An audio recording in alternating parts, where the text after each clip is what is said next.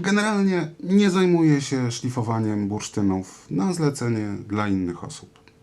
Mam tyle pięknych własnych okazów, które tylko czekają na to, żebym się nad nimi wreszcie pochylił, że po prostu szkoda mi na to czasu. Ale oczywiście to też nie jest reguła, której jak jakiś mnich w klasztorze bym się sztywno trzymał. Czasem robię wyjątki i to jest właśnie jeden z nich. Dwie rzeczy skłoniły mnie do zainteresowania się tym bursztynem. Pierwsza z nich to jego historia. Wyobraźcie sobie, że jakiś czas temu odezwał się do mnie człowiek, przy okazji serdecznie pozdrawiam, któremu bardzo zależy na tym, żeby ten konkretny bursztyn, przemieniony w klejnot i osadzony w wisiorze, sprezentować bardzo bliskiej mu osobie. Cel sam w sobie bardzo szczytny. I pomimo tego, że nie mieliśmy okazji poznać się osobiście, to zostałem przez tego pana obdarzony na tyle wielkim zaufaniem, że przysłał mi go tak, żebym mógł ocenić w bezpośrednim kontakcie, czy ten kawałek faktycznie ma potencjał na stanie się pięknym klejnotem. I to jeszcze zanim zgodziłem się go oszlifować. Ja bardzo lubię takie historie i chętnie angażuję się w tego typu emocjonalne przedsięwzięcia, bo dla mnie mają one znacznie większą wartość niż same pieniądze, które mógłbym zarabiać komercyjnie na tego typu zleceniach. I to jest pierwszy powód. Oczywiście zgodziłem się podjąć tego zadania również dlatego, że ten bursztyn potencjał na stanie się pięknym wisiorem ma. Bryłka ma bardzo ciekawy kształt, waży około 40 gram i jest w całości pokryta moją ulubioną, głęboko czerwoną, rubinową wręcz korą. Tym razem jest to okaz znaleziony gdzieś na mazurskich polach, pod Olsztynem, jeśli dobrze pamiętam. I również z tego powodu mnie zainteresował, bo bursztynów z Mazur jeszcze nie szlifowałem i bardzo jestem ciekaw, jak mi się będzie z nim pracować. A co czeka w środku? Ciężko powiedzieć, bo jedyne miejsce, przez które można zajrzeć do tego bursztynka, to jest to odpryśnięcie tutaj. Wiem, niewiele widać, ale dla mnie wystarczająco dużo, żeby stwierdzić, że to w znakomitej większości przezroczysty kryształ jest. A przy inspekcji pod silnym światłem sprawia wrażenie nieuszkodzonego żadnymi brzydkimi pęknięciami. Oczywiście jakieś niespodzianki również mogą się trafić. Może jakieś drobne pasma zachmurzeń, jakieś mgiełki, jakieś bąbelki. Już niedługo się przekonamy. Ale i tak, cokolwiek by tam w środku się nie znajdowało, a czego w tej chwili nie dostrzegam, tylko dodatkowo ozdobi ten klejnot. Oczywiście jego głównym atutem będzie ta czerwona kora, którą tutaj zamierzam od spodu zostawić. Jest pięknie wysycona kolorem i pięknie wykrystalizowana i jak tylko dostanie trochę słonka, to będzie bosko strzelać iskrami i hipnotyzować wszystkie sroki w okolicy. Sroki, czyli osoby, które tak jak ja lubią błyskotki, a bursztyny się potrafią przepięknie błyskać. I ja już bardzo chcę zobaczyć, jak pięknie będzie się błyskał ten klejnot. Więc lecę zdzierać korę. Miłego oglądania. Zastanawialiście się kiedyś, dlaczego ludzie w ogóle dają sobie biżuterię w prezencie? To bardzo stara tradycja, a jej znaczenie chyba ostatnio się trochę zatarło, więc pozwólcie, że je tutaj przypomnę. I myślę, że przykładem absolutnie najwłaściwszym do tego jest historia firmy Fabergé. Dziś już niewiele osób pamięta, ale pod koniec XIX wieku była ona nazywana największym wytwórcą prezentów na świecie. Głównie dlatego, że ludzie, którzy kupowali wytwarzane tam cudeńka, robili to przede wszystkim po to, żeby zaraz oddać je komuś innemu. Komuś, kto i tak z nich pożytku wielkiego mieć nie będzie. Co najwyżej schowa je do szkatułki z biżuterią i może od czasu do czasu wyjmie, żeby oczy nacieszyć. I to jest pierwsza rzecz charakterystyczna dla tego typu prezentów. One nie mają być pożyteczne ani służyć do czegoś. To już w samym założeniu nie jest wiertarka ani tusz do rzęs. Nawet te przedmioty wytwarzane przez Fabergé, które bezpośrednio biżuterią nie są, mimo tego, że sprawiają wrażenie, jakby posiadały funkcje użytkowe, to jednak nigdy nie było ich podstawowe założenie. Weźmy na przykład taki miniaturowy świeczniczek. Teoretycznie miał służyć do oświetlania sobie kolejnych stron, czytanych nocą w łóżku książek. Ale ze stanu, w jakim się zachowało to ponad stuletnie cudo, wyraźnie widać, że nigdy w tym celu nie było używane. A jednak ktoś dostał go kiedyś z jakiejś okazji w prezencie. I jakieś pozytywne uczucia musiały być związane z okolicznościami otrzymania tego cacka, skoro w tak doskonałym stanie przez te wszystkie lata zostało przechowane. Więc tak naprawdę jego podstawowa funkcja była inna niż praktyczna. Głównym zadaniem tego przedmiotu było olśnić pięknem i dostarczać jak największych ilości pozytywnych uczuć i wspomnień obdarowanej osobie. I tu pomału docieramy do sedna tematu, czyli pewnego rodzaju zasłony bądź odwrócenia uwagi poprzez piękno. Oczywiście w przedmioty o takiej funkcji idealnie wpisuje się zarówno biżuteria, jak i wszystkie inne przedmioty wykonane przez Fabergé. Wszystkie wyroby tej firmy to absolutny top of the top i zawsze kosztowały fortunę. Nawet w czasach, kiedy były tworzone, na ich zakup mogła sobie pozwolić bardzo niewielka część społeczeństwa, więc były również swoistymi wyznacznikami statusu. I to jest kolejna z ról, jaką biżuteria, a w szczególności klejnoty koronne czy rodowe, pełniły przez tysiąclecia. Ale żeby nie rozwadniać tematu, pomijmy ją chwilowo, a skupmy się tylko na biżuterii jako prezencie ofiarowanym w afekcie. A ten jako podarunek z jakiejś istotnej okazji dla miłej sercu bądź ważnej osoby nigdy nie miał na celu podkreślania jego wewnętrznej wartości, czyli ile tam tego złota i kamieni szlachetnych na to poszło. Tu zawsze chodziło raczej o to, żeby osiągnąć efekt odwrotny, czyli tą wewnętrzną wartość ukryć za pewną subtelną i nie do końca dającą się uchwycić w ramy wyceny zasłoną. No bo jaki jest główny problem ze wszystkimi wartościowymi upominkami? Ano taki, że zawsze istnieje obawa, że dana osoba właśnie ze względu na tą wewnętrzną wartość ich nie przyjmie. Weźmy taką królową Elżbietę na przykład. I tak, wiem, już nie żyje, ale czysto hipotetycznie. Gdyby zamiast biżuterii próbować podarować jej na przykład walizkę pieniędzy lub sztabkę złota, to zawsze trzeba liczyć się z możliwością, że taki prezent zostanie odrzucony, bądź jeszcze gorzej, może zostać potraktowany jako próba przekupstwa, więc zamiast ocieplić, tylko ostudziłby stosunki, powiedzmy dyplomatyczne. Co więcej, z całą pewnością takie zachowanie byłoby uznane za wielce niestosowne. Natomiast biżuteria, czy inne bajecznie drogie, ale nie do końca użyteczne przedmioty, właśnie dzięki tej zasłonie, czyli dodatkowej wartości w postaci piękna, artyzmu i kunsztu pracy mistrza, który je wytworzył, pozwala ominąć, ukryć wręcz bezpośrednio finansowy wydźwięk takiego podarunku. I na tym polu przedmioty wytwarzane przez Fabergé spełniały się idealnie. Bardzo często służyły jako upominki dyplomatyczne dla mniej bądź bardziej zaprzyjaźnionych z carskim dworem arystokratów czy wysokich urzędników państwowych, dzięki czemu Fabergé był znany i pożądany na dworach całej Europy, o czym świadczy zachowana korespondencja, w której zarówno panie, jak i panowie dopominają się wręcz o jego cudeńka. Na przykład Edward VII, król Anglii, pytany o to, co chciałby otrzymać w prezencie na urodziny, zażyczył sobie pewnego razu takiej oto zapalniczki do cygar, która wpadła mu w oko w londyńskim oddziale Fabergé, kiedy kupował dla swojej żony upominki w ramach przeprosin za swoje notoryczne ekscesy. Oczywiście cała ta idea olśnienia i zasłony dotyczy nie tylko dworskiej etykiety, ale przekłada się na całą sferę uczuć między ludźmi. Gdyby jakiś zakochany pan w ramach dowodów swojej miłości zechciał obdarować obiekt swoich uczuć, dajmy na to kwotą 10 albo 100 tysięcy złotych w gotówce, to zawsze musi się liczyć z tym, że jego zachowanie nie zostanie docenione tak, jakby tego oczekiwał. No chyba, że obiekt uczuć tego pana uważa, że akurat z jego strony ta relacja jest czysto finansowa. W innych przypadkach, wcześniej czy później, pojawią się jakieś niezręczne komentarze typu: to wszystko, na co cię stać? Uważasz, że nasza miłość jest tylko tyle warta? I uwierzcie mi, każdy, kto w takiej sytuacji będzie próbował dyskutować o pieniądzach, jest z góry skazany na porażkę, bo bez względu na to, jaki trud trzeba było sobie zadać, żeby daną kwotę zgromadzić, to już samo wyjęcie pieniędzy z konta czy kieszeni to najprostsza czynność, jaką można wykonać. I tu ktoś mógłby spytać, cóż w takim razie czynić w takiej sytuacji? No najlepiej byłoby wleźć w błoto po pas, w białym gajerze, tylko po to, żeby zerwać dla obiektu westchnień kilka jego ulubionych kwiatków. O, to jest samo jądro tego, o co się w tym wszystkim rozchodzi. Pan się postarał, zależy mu i zna mnie, bo wie, co lubię. No i z cudeńkami Fabergé i w ogóle z biżuterią jest trochę tak właśnie jak z tymi nenufarami. Tylko na szczęście nie trzeba się pakować w błoto po pas. I ten mechanizm Karl Fabergé doskonale rozumiał. W końcu zbudował na nim cały swój sukces. A poza niewątpliwie przeogromnym talentem i do biznesu, i do tworzenia cudeniek, miał również bardzo dużo szczęścia, bo w najlepszym momencie swojej kariery trafił na człowieka, który chciał pokazać swojej wybrance, że mu zależy. Dagmara wspominała czasami, że w rodzinnym pałacu było takie wielkanocne jajko, które się otwierało i tam w środku, w również otwieranej, a przypominającej żółtko złotej kopułce, była złota kurka, która też się otwierała i mieściła w sobie miniaturową koronę, w której z kolei ukryty był pierścionek z rubinem. To była jedna z jej ulubionych zabawek w dzieciństwie.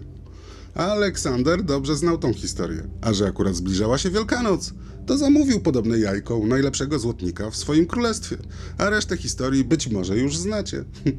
Podarunek wzbudził taki zachwyt, że Aleksandrowi nie pozostało nic innego, jak uczynić z tych wielkanocnych jajkowych prezentów ich małą rodzinną tradycję. I tak powstała cała kolekcja najwyższej na świecie jakości jubilerskiej przedmiotów nie służących absolutnie do niczego, zwana przez złośliwców i zawistników jajcami Fabergé.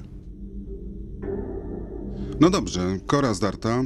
Trochę przejechałem papierkiem, żeby wygładzić te ślady po frezie, bo one potrafią się tak układać, że absolutnie zamylają, co tam się w środku znajduje, więc teraz już spokojnie możemy bursztynkę przysmarować olejem tak, żeby zobaczyć, co tam w środku czeka i czy bardzo się pomyliłem, zakładając, że jest to szklaczek.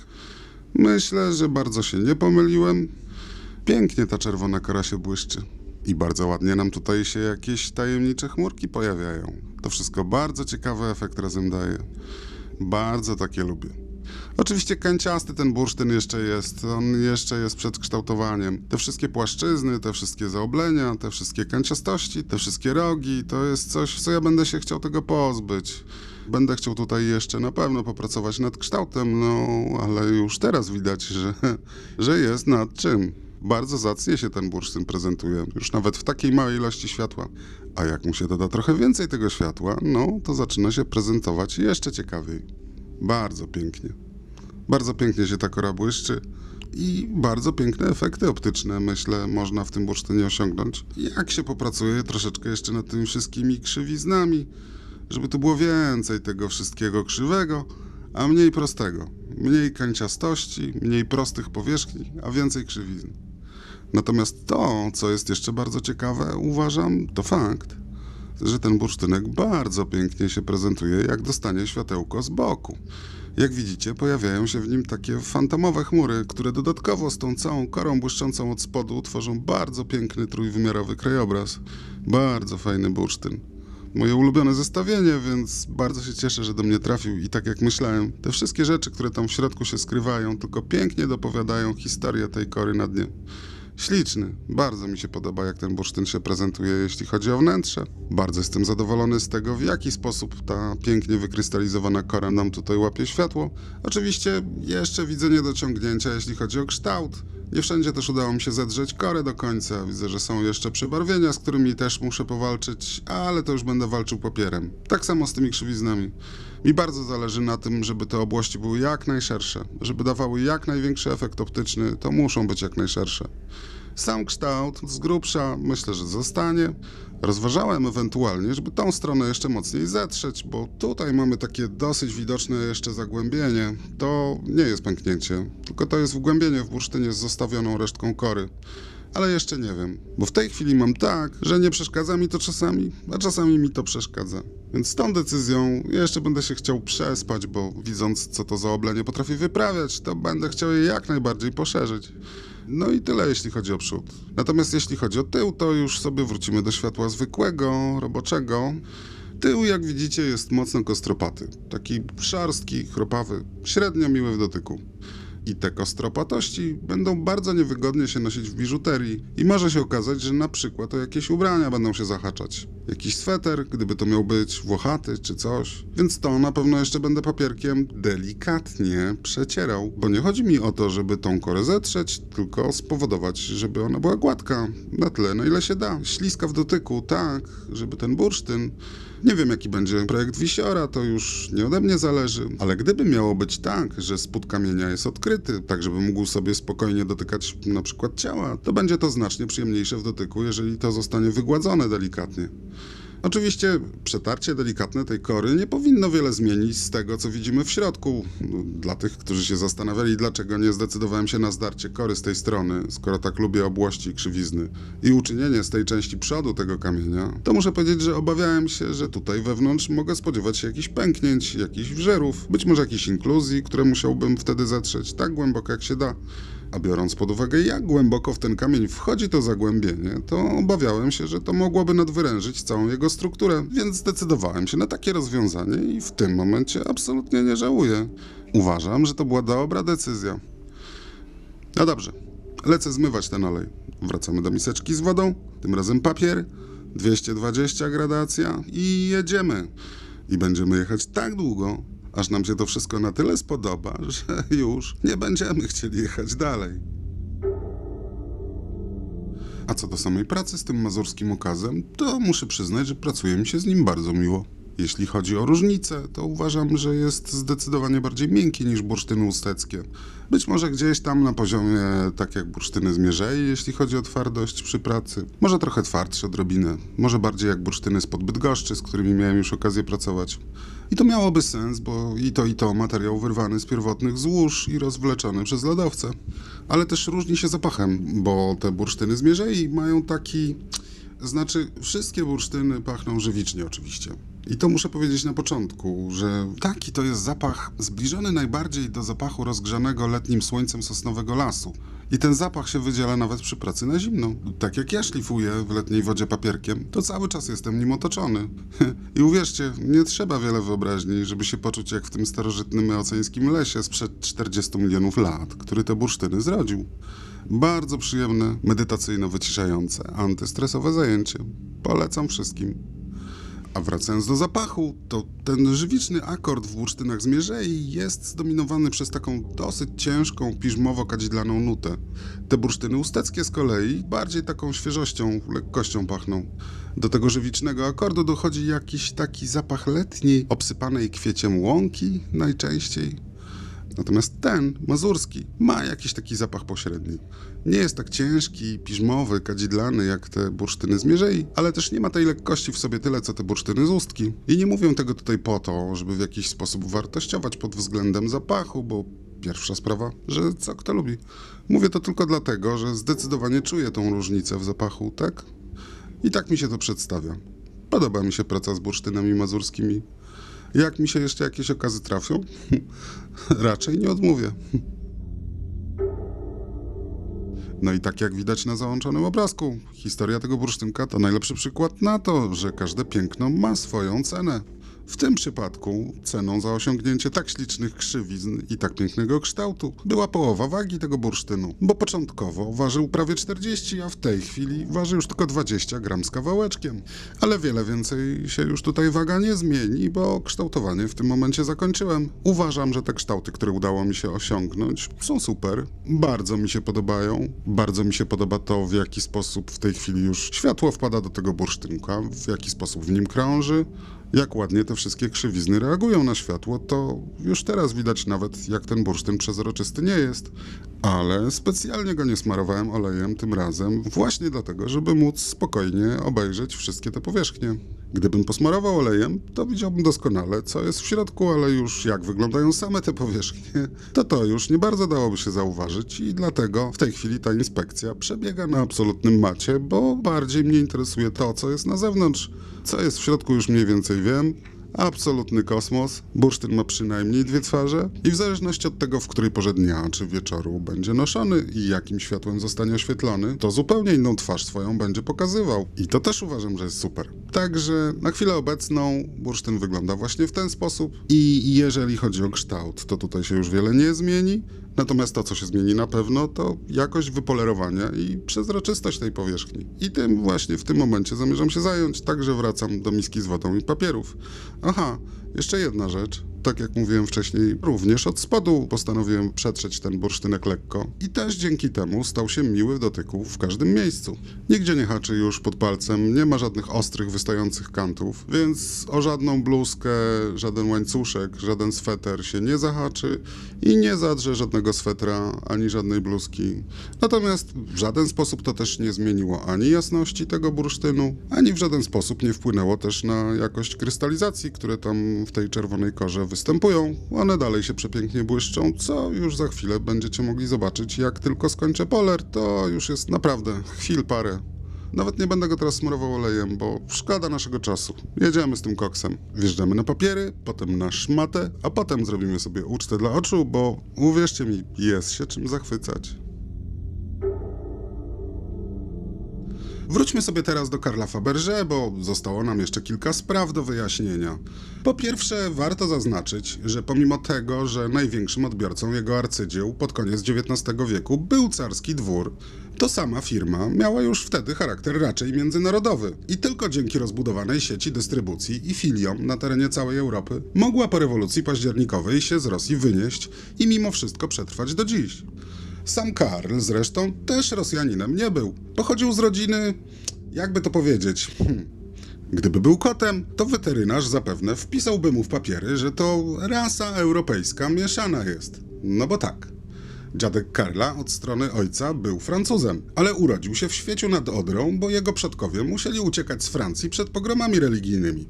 Tam poznał babcię Karla, która z kolei pochodziła z dolnośląskiej gałęzi kupieckiej rodziny Elsnerów. Tata Karla urodził się już w estońskiej Parnawie, gdzie dziadkowie przenieśli się za pracą, ale do zawodu złotnika przyuczał się już w Petersburgu i tam też otworzył swój zakład złotniczy i ożenił się z mamą Karla, która z kolei była córką duńskiego malarza Karla Jungstedta. Skupmy się teraz na samym Karlu, który niewątpliwie wziął od rodziców zarówno talent i zamiłowanie do sztuki, jak i żyłkę do interesów i obydwie te zdolności bardzo szybko rozwijał. Tajniki złotnictwa od dzieciństwa poznawał w warsztacie ojca, a kiedy ten przeszedł na emeryturę, cała rodzina przeniosła się do Drezna, gdzie Karl, już jako nastolatek, z jednej strony uczęszcza do szkoły handlowej, a z drugiej terminuje u tamtejszych mistrzów złotniczych. Po 2 latach takiej intensywnej nauki Karl zostaje wysłany przez tatę w wielką podróż po Europie. Najpierw w celu nauki języka i poznania miejscowych technik złotniczych ląduje w Londynie, a w ciągu kolejnych 2 lat odwiedza jeszcze Francję i Włochy, gdzie dalej uczy się zasad handlu i poznaje nowe trendy w branży i z takim bagażem doświadczeń. Mając zaledwie 18 lat, Karl wraca do Petersburga, gdzie zaczyna pracować w firmie ojca, którą kilka lat później przejmuje całkowicie i na tej podstawie zaczyna tworzyć swoje własne małe imperium. Posunięciem absolutnie genialnym marketingowo i jednocześnie momentem przełomowym dla Karla jest oferta, jaką złożył dyrekcji Ermitażu na renowację, naprawę i konserwację zgromadzonych tam dzieł sztuki złotniczej. I tu moglibyście całkiem słusznie spytać, na czym niby polegał geniusz tej oferty, skoro Fabergé lata całe wykonywał tą pracę za darmo? Otóż, dzięki temu posunięciu, Karlowi udaje się złapać jednocześnie aż 3 sroki za ogon. Po pierwsze, uzyskuje nieograniczony dostęp do najwyższej jakości wyrobów jubilerskich z całego świata. Po drugie, uzyskuje dostęp do najwyższych kręgów władzy w państwie. A po trzecie, daje się bardzo szybko poznać w tych kręgach jako genialny złotnik i zostaje oficjalnym dostarczycielem klejnotów dla carskiego dworu. Ostatecznym testem jego umiejętności jest próba, jakiej został poddany w 1885 bądź 6 roku, polegająca na odtworzeniu tabakiery wykonanej w XVIII wieku przez francuskiego mistrza. Egzaminatorem był w tym przypadku sam car Aleksander, a egzamin wypadł świetnie. Do dziś nikt nie wie, która z tych tabakierek przyjechała z Paryża, a którą wykonał Fabergé. W nagrodę za tak pomyślne zdanie testu, Karl zostaje mianowany głównym złotnikiem cara i w ciągu następnych 30 lat tworzy nie tylko kolekcję tych wielkanocnych jaj, z których jest najbardziej znany, ale również całą masę biżuterii i różnych innych luksusowych przedmiotów zamawianych przez carską rodzinę przy każdej nadarzającej się okazji. W sumie do 1917 roku jego firmie udaje się zrealizować około 150 000 projektów, z których żaden się nie powtarza. Wynik, do którego ani wcześniej, ani potem nikomu nie udało się nawet zbliżyć. I tu znowu moglibyście całkiem słusznie spytać, no dobrze, skoro tyle tego było, to gdzie dzisiaj można zobaczyć te wszystkie cudeńka? Niestety muszę was rozczarować, bo poza samą kolekcją jajek, i to też niepełną, to w znakomitej większości niestety nigdzie. Trochę jeszcze pamiątek się zachowało po arystokratycznych domach całej Europy. Najwięcej w spadku odziedziczyła chyba królowa Elżbieta, a obecnie Karol. Czasem też jakieś resztki wypływają na różnych aukcjach. Ale ponieważ Fabergé tworzył przede wszystkim na zlecenie cara, to większość jego prac była zgromadzona w carskim skarbcu i pałacach, a po rewolucji październikowej, na rozkaz Lenina i rękami ludzi z tej oto komisji, większość tych cudeniek zniszczono. Olbrzymią ilość biżuterii praktycznie w całości. Kamienie szlachetne powyjmowano i sprzedano we Francji, Anglii i Holandii, żeby mieć środki na zakup maszyn potrzebnych do industrializacji kraju rad. A z ogromnej ilości sreber i złota wybito pierwsze rewolucyjne ruble. W większych ilościach przetrwało jedynie to, czego nie było sensu przetapiać. I trzeba przyznać, że to absolutny szczyt barbarzyństwa i głupoty zarazem. Przecież, gdyby sprzedawano te wyroby w całości, to nawet wówczas można było dostać za nie przynajmniej 10-krotnie więcej, bo jak już wszyscy dobrze wiemy, na wartość biżuterii i dzieł sztuki, a już w szczególnie takiej jakości i o takiej historii, składa się nie tylko użyty w nich materiał.